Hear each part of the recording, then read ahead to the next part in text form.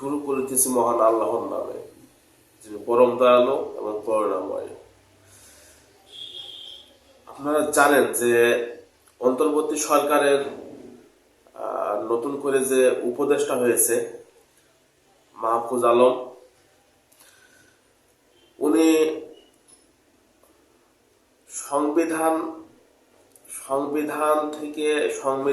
সংবিধান মেনে শপথ গ্রহণ করেছেন। সেই সংবিধানে শপথ গ্রহণের পরপরই তিনি ভঙ্গ করেছেন। কথাটা আমি এই জন্য বলছি যে এই প্রথম কোন উপদেষ্টা, অন্তর্বর্তী সরকারের কোন উপদেষ্টা শপথ গ্রহণের খুব দ্রুত, শপথ গ্রহণের পরপরই সংবিধান ভঙ্গ করল। এই মাহফুজ আলম, আপনারা জানেন যে আওয়ামী লীগ সরকার পতনের পর এই অন্তর্বর্তী সরকার গঠিত হয়, আর সেই অন্তর্বর্তী সরকারের প্রধান উপদেষ্টা ডক্টর ইউনূস, তার পরপরই অনেকেই উপদেষ্টা মণ্ডলীর সদস্য হয়েছেন। পরবর্তীতে বিভিন্ন ধরনের জল্পনা কল্পনার ভেতর দিয়ে আমরা দেখতে পেরেছি উপদেষ্টা মণ্ডলীর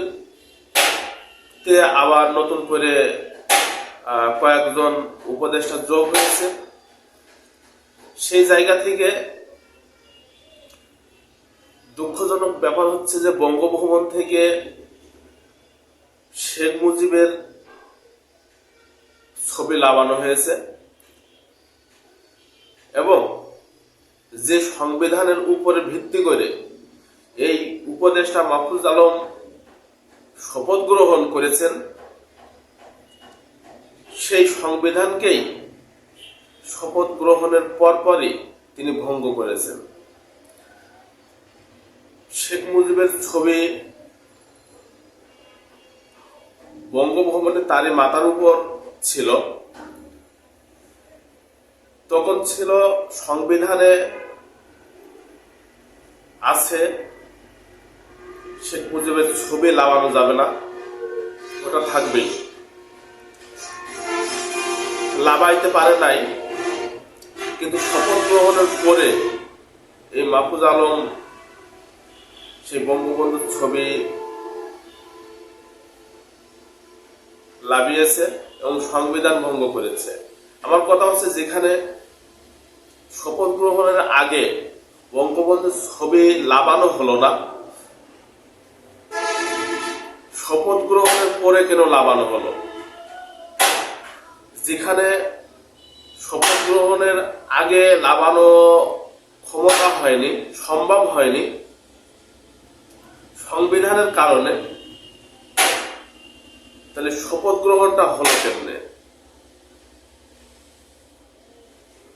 সংবিধান অনুযায়ী এই উপদেষ্টাদের বৈধতা আমার মনে হয় না যে এখানে আছে। তো মাহফুজ আলমকে ভাবতাম একজন শিক্ষিত মানুষ,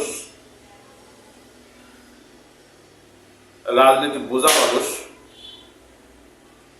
কিন্তু এখন মনে হয় সে বোকার শহরে বসবাস করে।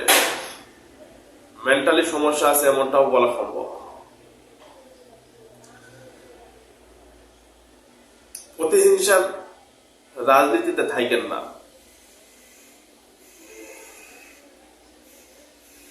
এই প্রতিহিংসা একদিন মানুষকে ধ্বংস করে। তবে আমি এতটুকু আমার কাছে মনে হয়েছে, আমি পক্ষ বিপক্ষ নয়, আমার কাছে একটাই কথা, একটাই প্রশ্ন, যেখানে সংবিধানের উপরে ভিত্তি করে বঙ্গবন্ধুর ছবি মাথার উপরে রেখে শপথ গ্রহণ করতে হলো, তবে কেন শপথের পরে শপথ ভঙ্গ করে, সংবিধান ভঙ্গ করে বঙ্গবন্ধু ছবি ডিজি হাতে লাগানো হলো? ন্যাক্কারজনক কাহিনী যে একজন উপদেষ্টা মানে একজন মন্ত্রী। তাই এই ইতিহাসে সংবিধান মেনে এত দ্রুত সংবিধান ভঙ্গ করা একজন মানুষ আছে, সে হচ্ছে মাহফুজ আলম। সবাই ভালো থাকবেন, সুস্থ থাকবেন, অসহায় নির্যাতিত মানুষের পক্ষে থাকবেন।